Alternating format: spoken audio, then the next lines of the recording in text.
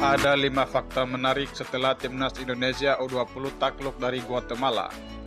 Namun sebelum kita bahas lebih jauh, mohon klik subscribe channel ini agar kalian gak ketinggalan berita terbaru seputar timnas Indonesia. Kalau sudah subscribe, mari kita lanjut.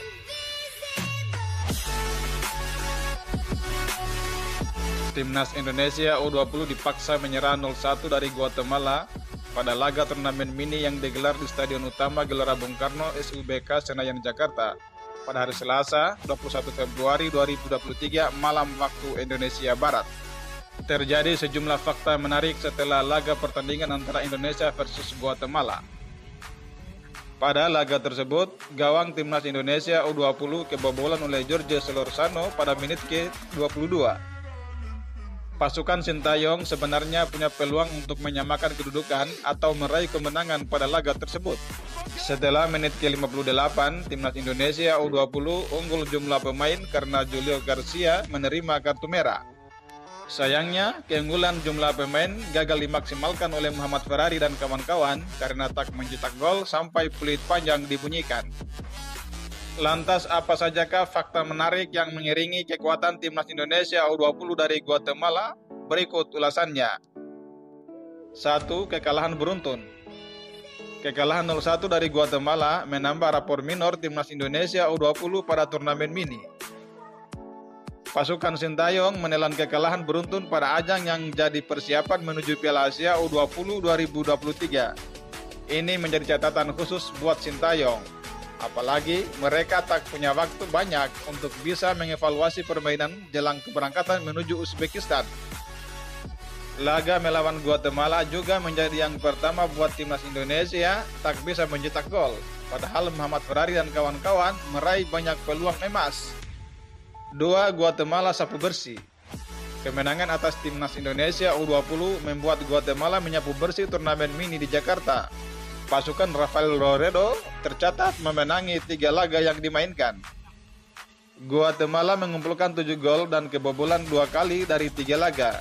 Rapor ini menjadi modal berharga buat Guatemala. Pencapaian di turnamen mini menandakan kesiapan dari Guatemala menuju Piala Dunia U20 2023. Guatemala masih punya waktu 3 bulan lagi untuk semakin mematangkan persiapan. 3. Akrab kartu merah. Dari 3 laga yang dihadapi timnas Indonesia U20 pada turnamen mini, kompak meraih kartu merah. Pada laga melawan Fiji, sebanyak 3 pemain mereka mendapatkan kartu merah, yakni Thomas Dunn, Melvin Mani, dan Pawan Singh.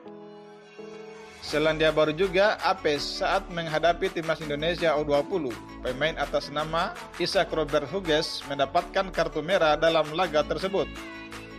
Adapun pada laga melawan Guatemala, terdapat pula kartu merah yang diterima oleh Julio Garcia.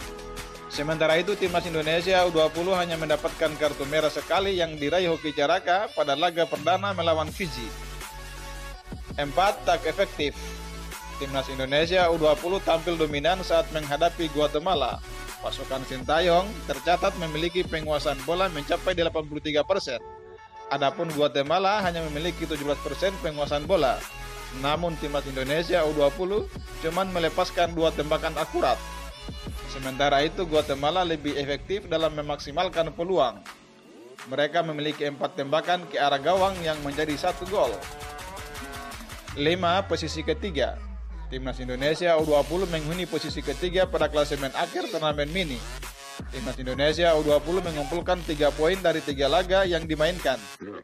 Secara keseluruhan, timnas Indonesia U20 mencetak 5 gol dan kebobolan 3 kali. Sementara itu Guatemala menjadi juara dalam turnamen mini dengan koleksi 9 poin. Guatemala meraih 3 kemenangan sepanjang turnamen mini. Adapun posisi kedua dihuni Selandia Baru dengan koleksi 6 poin hasil 2 kemenangan dan sekali kalah. Bagaimana menurut kalian?